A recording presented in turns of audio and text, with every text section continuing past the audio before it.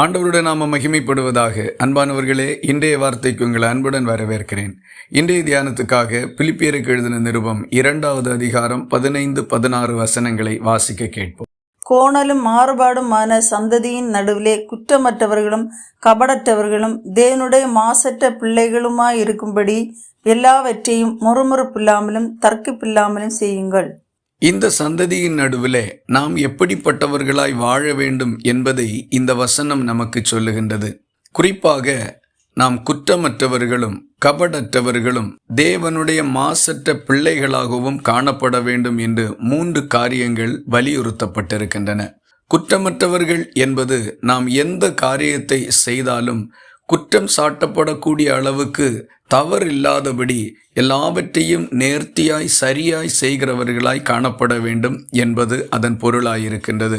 கபடற்றவர்கள் என்பது நம்முடைய பேச்சிலும் நடக்கையிலும் நேர்மறையாக ஒன்றும் மறைமுகமாக மற்றொன்றும் சொல்லுகிறவர்களாகவோ பேசுகிறவர்களாகவோ காணப்படக்கூடாது என்பதை காட்டுகின்றது. மாசற்றவர்கள் என்பது எந்த காரியத்திலும் நம்மில் ஒரு பிழை வராமல் நம்மை பாதுகாத்து கொள்ளுகிறவர்களாய் இருப்பது. குறிப்பாக நாம் அணிந்திருக்கின்ற வெள்ளை துணியில் எந்த ஒரு அழுக்கோ கரையோ படாதபடி அதை எப்படி பாதுகாப்போமோ அதுபோல நம்முடைய வாழ்க்கையை பாதுகாக்க வேண்டும் என்பதை குறிக்கின்றது.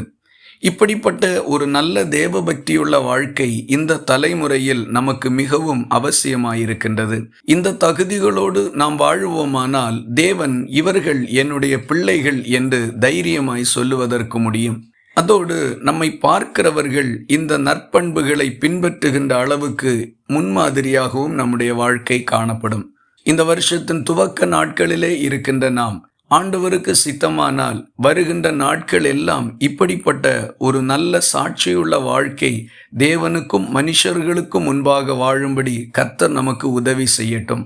இதை வாஞ்சிப்போமானால் நிச்சயமாய் பரிசுத்த ஆவியானவர் அதற்கு நமக்கு உதவி செய்வார். பரலோகத்தின் தேவனும் உன்னதத்திலிருந்து ஒத்தாசை அனுப்பி நம்மை ஆதரிப்பார். இந்த நற்பண்புகளோடு வாழ கர்த்தர் நமக்கு உதவி செய்வாராக. இந்த வார்த்தைகள் இந்த நாள் முழுவதும் உங்களுக்கு ஒரு ஆசீர்வாதமாய் இருப்பதாக. ஜெபிக்கலாமா? எங்களை நேசிக்கிற அன்பு நிறைந்த நல்ல ஆண்டவரே, நாங்கள் உம்மை நன்றியோடு துதிக்கிறோம். ஆசீர்வாதமான இந்த காலை வேளையில இந்த சந்ததியின் நடுவிலே நாங்கள் குற்றமற்றவர்களாகவும் கபடற்றவர்களாகவும் உம்முடைய மாசற்ற பிள்ளைகளாகவும் வாழும்படி எங்களுக்கு உதவி செய்தருளும். இந்த நற்பண்புகளை பாதுகாத்து கொள்ள நல்ல உள்ளத்தை தாரும். ஜெபத்தை கேட்டதற்காக ஸ்தோத்திரம். இயேசு கிறிஸ்து மூலம் வேண்டிக் கொள்ளுகிறோம் எங்கள் அன்புள்ள நல்ல பிதாவே, ஆமீன். கர்த்தர் தாமே உங்களை ஆசீர்வதிப்பாராக.